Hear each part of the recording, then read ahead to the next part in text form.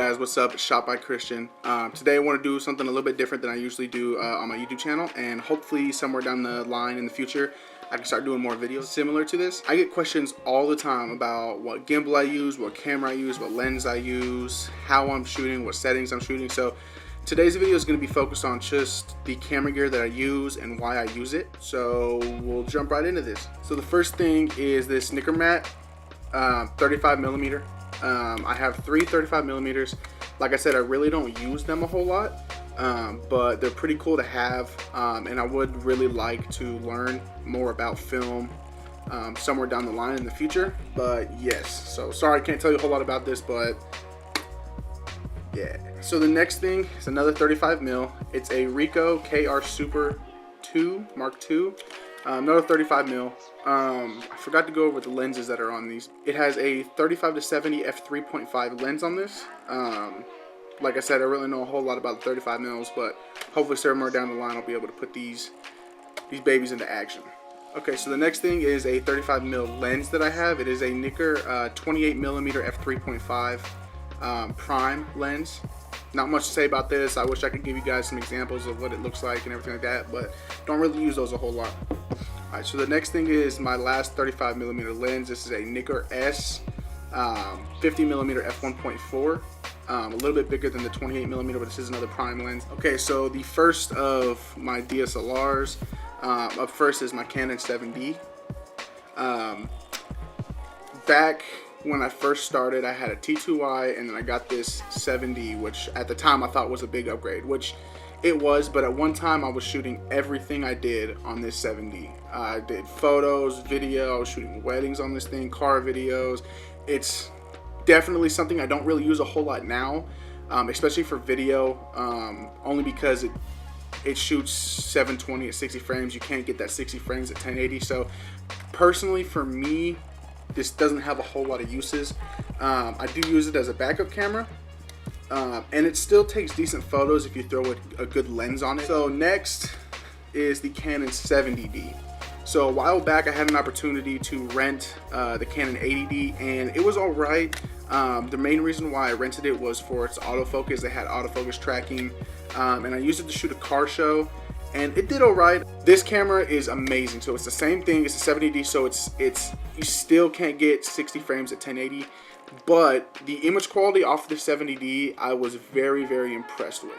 I use it a majority of the time for weddings as a stationary cam, because at stationary I don't need slow-mo, so I still run it at 1080. Outside of weddings, I still use this for photos as well. Same with the 7D. If you pair this with a decent L series lens or a Sigma Art or something like that, this still does take pretty solid pictures. Right now I have the Canon 24mm. This is the 2.8 on here, the pancake lens. So 70D. So I do have the Sony kit lens. This is the 28-70 f3.5 to 5.6. I went from the 7D to the A7S II, which was already a huge upgrade. So right off the bat, having a $3,200 or $3,000 lens didn't really matter too much for me. This lens, for what it is absolutely amazing. I don't use it anymore because I've gotten a nicer selection of lenses, so I don't really use this a whole lot anymore. But this lens did me really, really well. This next lens is something I think that just about everybody has in their kit. This is the Canon 50mm 1.8. Earlier I said something about STM lenses, and I absolutely love the Canon 50mm STM. So, and we do have one of those. So with that being said, this doesn't get a whole lot of uses. Right here, one of the babies of the family, the Canon 50mm 1.2 L series prime. Absolutely love Canon glass. I even use Canon glass on my Sony. Not a whole lot I can say about this lens other than I freaking love it. Typically don't use this a whole lot. I use it for photos more than I do for video. For video, sometimes I use it for weddings when we're doing the couple's formal portraits and I need to get closer. So yes. Next lens is the Sony G Master 24-70. This is the f2.8. I absolutely love everything about this lens. Never had an issue with this lens. I've taken it all over the place with me. Only other thing I don't like is that when you zoom, the lens extends. I know that's kind of a picky thing to be concerned about, but especially when you're on gimbals, that makes it really difficult to get your balance dialed in straight. Normally, if I go past 35 millimeters, it's usually really quick. I'm usually doing it to get 1 or 2 quick shots, and then I'm back at 24 or 35. I think that's it. Alright, so this next thing I want to show you guys is the Atomos Ninja 2. Don't really use this a whole lot, mostly because the monitor does not support anything over 60 frames or over 30 frames a second. So this monitor only supports up to 1080 at 24 or 30 frames a second. So it's the Ninja 2. I do have this, but I don't really use it. Alright guys, so that's it for cameras and lenses. Okay, guys, so the first stabilizer I'm going to show you is the Ziontek Crane 2. We do have a Crane 1. I don't have it here with me today, and we hardly ever use it, but we do have a Crane 1. This is the Crane 2. We also do have the handlebar attachment and the stand on the bottom. So the reason we have this, I don't use this a whole lot unless it's for weddings. It is a nice gimbal build. Construction is really well. Like I said, we've never had a problem with it. It's super easy to use. Once you get the handlebars on there, it's really nice. The only issue I have with it is when you have the C100 on here, because it is such a bulky camera, you can't do inverted mode or you can't get low shots. It has to be held like this unless you mount it upside down. Next thing I want to show you guys is my GlideCam XR2000. Hopefully I can get that all in frame. Yes, I have a GlideCam. I don't really use this at all anymore. I used to use it a lot. It's even got dust up here. I used to use this a lot back when I didn't have a gimbal. But now that gimbals are a thing, don't really use this a whole lot. The issue I have with glide cams is that they take a lot of technique and a lot of effort to use. It took me a lot of practice to get even somewhat good with this, and even then the XR2000 was extremely hard to keep balanced. The screws came loose a lot and it would just throw the balance off, and once the balance is thrown off on these things, it is useless. The next stabilizer I want to show y'all is my DJI Ronin M. It doesn't have handlebars on or grips on it right now. This was my first gimbal. Will always have a special place in my heart, and I do still use it when I want to run a lighter setup, but I have put the C100 Mark II on here, and I'm able to do that because I have the cine-milled extension arms here on the tilt axis. So this does support the C100. It does, your movement is extremely limited. You can't move too far forward, too far back, or that giant viewfinder that the C100 Mark II has will hit and grind. So this thing is beat to crap. I have beat the living crap out of this thing. I've had it for 3 or 4 years, and it's been all over the country with me. This is the gimbal that I travel with because it breaks down really small and it can take a beating. It really can take a beating. So my last gimbal that I want to show y'all is my Movi. This is the Movi M15. Hopefully you're able to see that. This is my big boy. I love this gimbal to death because I've flown everything from the Canon 70D to a Red Epic on here, including the Z100, the Sony. I can fit literally anything on this gimbal. One of the issues I have with the M15 is all the exposed wires. Really have to be careful with this gimbal because it's very easy to overextend or twist one of the axes, and it'll snap one of the wires or it'll pull it, and you're going to start having power supply problems and connectivity problems, all that other stuff. But other than that, this gimbal's been amazing. I've shot a lot of stuff in this, car stuff, weddings. I do a majority of my shoots on the Movi M15 right now. Yes. Okay.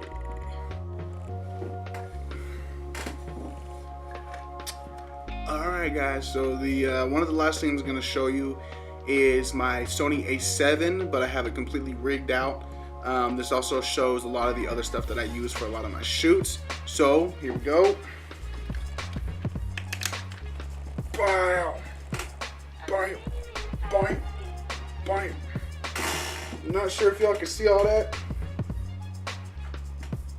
but this is my A7 rig. So the base camera is the Sony A7S II. I have a Canon 70-200 f2.8, and I also have the Metabones adapter so that I can use the Canon glass on my Sony. Up here at top, I have a camera matte box. I really don't use the matte box a whole lot, but I do use it whenever I need the 4x4 filters, indie filters and polarizers and stuff like that. Right up here I have gear rings for my follow focus, which is here on the other side of the camera. On the actual camera, I have a Tilta A7S cage with handle and side grip, which I absolutely love. I can mount everything to the camera itself. There's literally 500 mounting spots on this cage. I absolutely love it.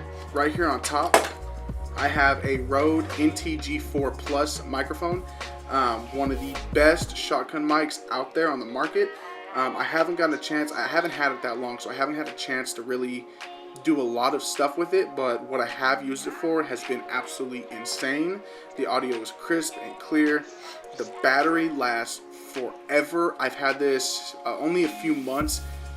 I've charged it like once or twice, and it's lasted for everything I needed it for. Here, I have my Small HD 702 Lite. This is not the bright, this is the light version. Love everything about this monitor. I use this monitor for just about every setup that I have to do.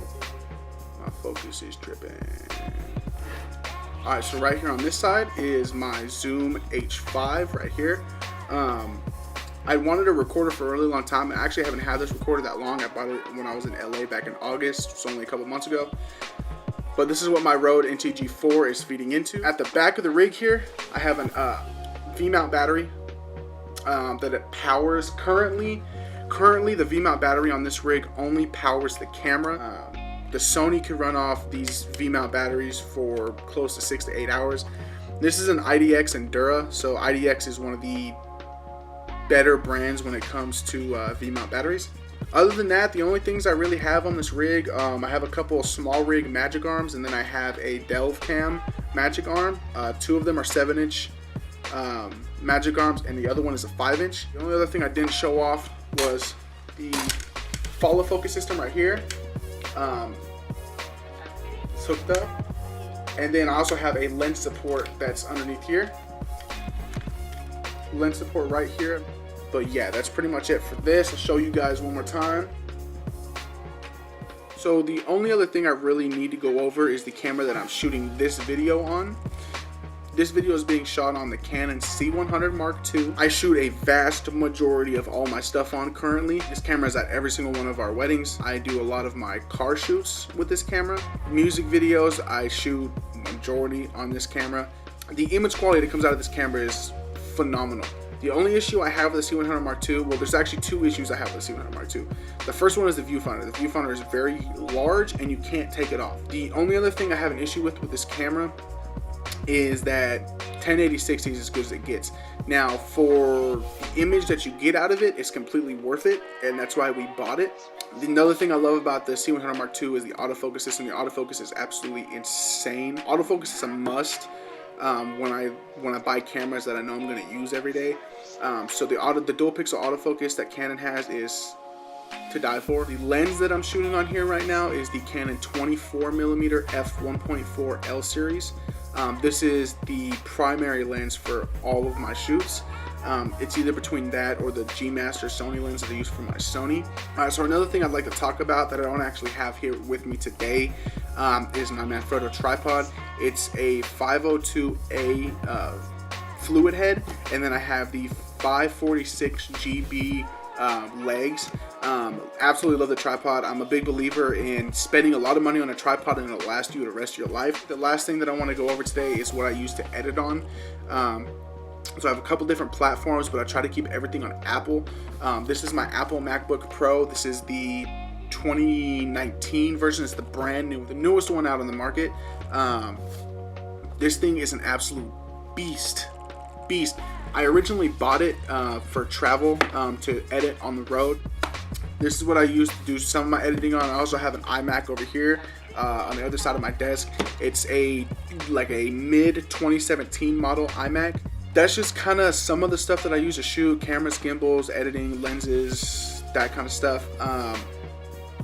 that is not even close to the amount of crap I have down in the garage, like my lights, my stands, which by the way, this video is being shot all on Quasars. I have back here, the red is a Q25R, which is their 2-foot long rainbow Quasar tube, and then the backlight and key light are the 4-foot 5600K Quasar tubes. So I absolutely love Quasars, but hopefully sometime in the near future I'll do a more extensive video on all of my camera gear. I didn't even show off drones. I'll name them off real quick. So we have a Mavic 2 zoom, and then we have 2 of the DJI Phantom 3 standards. But yeah, guys, that's pretty much it. I appreciate you watching. I get a lot of comments about what I use to shoot, what lenses, what cameras, what gimbal, configurations, all that stuff. So this is kind of just a look at all my gear and what I use on a daily basis to shoot. If you guys have any questions, drop a comment, reach out to me on Instagram. All my information is going to be in the bio.